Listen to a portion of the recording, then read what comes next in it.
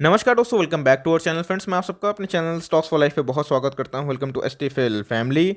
Day family बस just 2 week पहले मैंने एक वीडियो बनाई थी जहां पे मैं बहुत बार बताया भी था कि डिक्सन को बेचने की गलती मत करिएगा। डिक्सन टारगेट बहुत ऊपर है गाइस। उस समय if I am not wrong, Dixon का जो शेयर प्राइस था 3350 के लगभग दिखाई पड़ रहा था। मैंने बताया भी कि उधर पे टेम्प्रोरी जो बॉटम है वो बन चुका है और उधर से बाउंस बैक आ सकता है और उसे एक्चुअली वही आया। 3900 4000 तक स्टॉक जाके फिर से एक थोड़ा करेक्शन दिखा रहा है। तो गाइस अगर आप देखें तो बहुत लोग कमेंट में पूछ रहे हैं कि सर डिक्सन है, मेरी गाड़ी छूट गई है, रैली छूट गई है, मुझे बहुत ज़्यादा लाइक फोमो हो रहा है, fear of missing out, Dixon कितना भागेगा, करना क्या सही रहेगा। बिकॉज डिक्सन की बात की जाए तो अपने आप में ही बहुत बड़ा वेल क्रिएटर रहा है और दोस्तों मुझे पक्का है कि नहीं कि आने वाले कल में भी डिक्सन को अगर आप होल्ड करते हैं तो जो इनके स्प्लिट के पहले प्राइस थे एग्जैक्टली 200 जाएगा और उसको भी तोड़ेगा।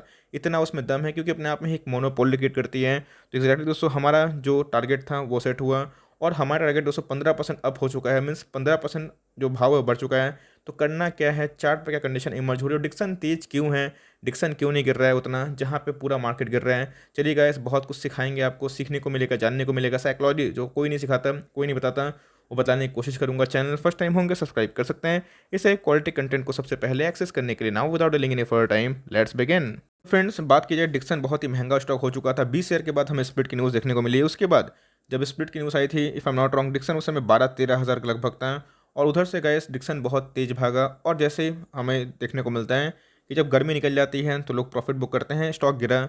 उधर पे मैंने बोला कि एक्मुलेशन का मौका आ रहा है। अगर आप देखें तो अभी भी दोस्तों मुझे लगता है ख़राब लेवल नहीं है। अगर स्टॉक प्राइस की बात की जाए तो ऑफकोर्स दोस्तों हमें 4000 के नीचे देखने को मिल रहा है। तो अगर आप देखें तो ये पीक बनाने के बाद जो कि इसका भाव है दोस्तों 4400 मीन्स 44 के लगभग दिखाई पड़ रहा है।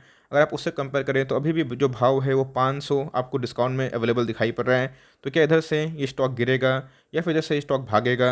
चार्ट पे कंडीशन क्या इमर्ज हो रही है, बेस्ट बैंक लेवल कहाँ पे है जहाँ पे आपको ये फियर ना रहे कि गिरावट कितनी हो। दोस्तों मैं आपको बता दूँ कि मैं अपनी पर्सनल ओपिनियन शेयर कर रहा हूँ। दोस्तों ये मेरा पर्सनल चीज़ है, बहुत लोग पूछते कि सर बताइए करिए। दोस्तों मैंने डिक्सन को सोचा है कि ओवर द 5 to 7 ईयर्स में मैं टारगेट दोस्तों 1000 शेयर का है। जी हाँ दोस्तों, मैं प्राइस को चेस नहीं करता, मैं क्वालिटी को चेस करता हूँ, मैं एक्मुलेशन में बिलीव करता हूँ लॉन्ग टर्म पोर्टफोलियो का। तो जी हाँ दोस्तों, मैं 30% टारगेट है वो अचीव हो चुका है और जो रेस्ट 70% है उसको मैं over the long period of time जहाँ जहाँ मुझे वैल्यू दिखाई पड़ेगी, डिप मिलेगा, एमओएस मिलेगा। बिकॉज हर एक समय दोस्तों एमओएस नहीं होता है। 5 साल के पहले एमओएस खोजेंगे तो अलग होता है, 5 साल के बाद एमओएस अलग होता है। मार्जिन ऑफ सेफ्टी के बाद बोल रहा हूँ।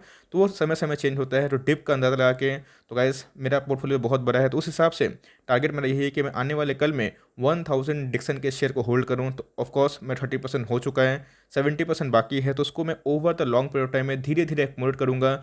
समझिएगा इस डिक्सन के प्राइस को छोड़िए, डिक्सन के क्वालिटी को जाइए कि करती क्या है। तो अपने आप में दोस्तों ये बहुत बड़ा वेल्थ क्रिएट कर सकती है। क्योंकि अगर आप देखें तो बहुत सारे इलेक्ट्रॉनिक डिवाइसेस हो गए, चिप्स हो गए, लाइक जो सेटअप बॉक्सेस हो गए, रिमोट्स हो गए, बहुत सारे दोस्तों ये मैन्युफैक्चर करते हैं। आपको पता है कि रिसेंटली इनके डील हुए थे जेवी के साथ, जो जॉइंट वेंचर भारतीय इंटरप्राइजेस का, जहाँ पे डिक्सन का जो शेयर था वो 74% है, 26% भारतीय इंटरप्राइज होल्ड करेंगे। तो अपने आप में दोस्तों इस जेवी की वजह से डिक्सन को रेवेन्यू के वाइज में बोलूँ तो 800 से लेके 1000 करोड़ का रेवेन्यू सालाना आने का इतना ज़्यादा उनको ग्रोथ दिखाई पड़ता है। बिकॉज मॉडर्म हो गए, 4G नेटवर्क आपको पता है कि इंटरनेट लोग यूज़ करते हैं।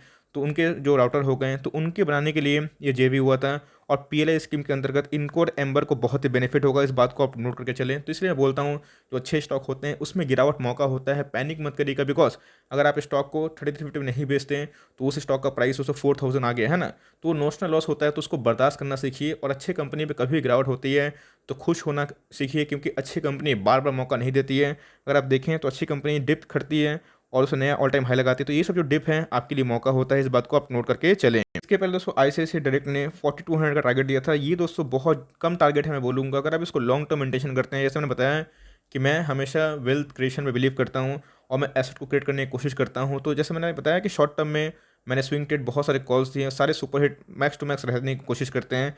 तो गाइस वो सब तो शॉर्ट टर्म मुनाफा है, लेकिन लॉन्ग टर्म में जो परसेंटेज है 1000%, 2000%, 5000%, इसकी बात ही अलग है। तो इसी हिसाब से अगर आप डिक्सन को आने वाले कल में सोचते हैं तो गाइस बहुत ही अच्छा बेनिफिट हो सकता है। और गाइस जिसमें बताया कि बहुत सारे जो गवर्नमेंट है, खासकर देश की, मैं अपने भारत की बात बोल रहा हूँ।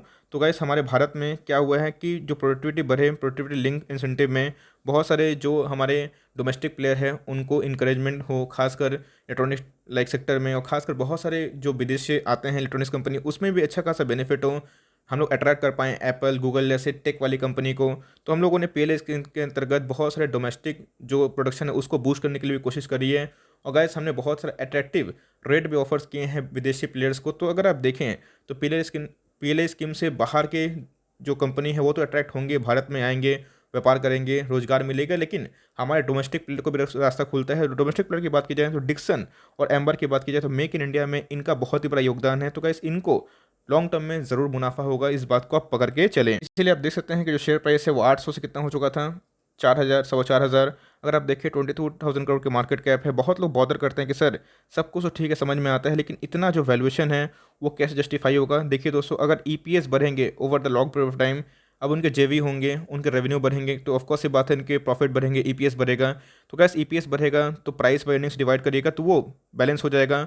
और जहाँ ग्रोथ होता है गैस तो प्राइस टू को महंगा ही मिलता है, इस बात को नोट करके चलें।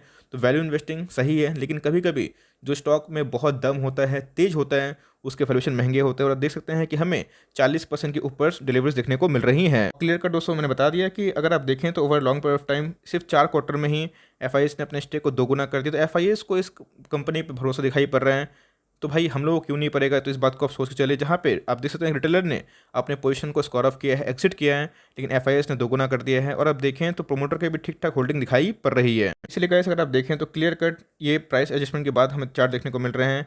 हर एक महीने का चार्ट आप देख सकते हैं कि ये एकदम आसमान को छूता हुआ दिखाई पड़ रहा है। तो अब ये कंसोलिडेशन फेज में है, तो ऑफकोर्स ये कोशिश करेगा कि over the 6 month, 7 months, 8 months ये एक रेंज बाउंड आ जाए, ये बॉलिंजर बैंड के अंदर चला जाए, और उसके बाद फिर से एक नया हमें अपसाइड देखने को मिले। तो अगर आप देखें तो over the long period of time ये होता है। इससे टेक्निकल फैक्टर भी होता है, बिकॉज एक लॉन्ग टर्म में स्टॉक भागता हुआ रह सकता नहीं है, उसे ब्रेक लगता है। तो हमारा फर्ज बनता है जहाँ ब्रेक लगता है अच्छे स्टॉक से, तो उधर पे हमें भाव की चिंता ना करके ये सोचना है कि लॉन्ग टर्म एकोमोडेशन जारी रखें और आने वाले कल में इसको एकोमोडेट करते रहें। तो अब सही भाव क्या है उठाने का, चलिए कैसे उसको डिस्कस कर लेते हैं। बिकॉज इधर पे हमें गिरावट देखने को मिली थी, जिसका भाव 3350 के लगभग दिखाई पड़ रहा था, 3500 को इसने ब्रीच किया था।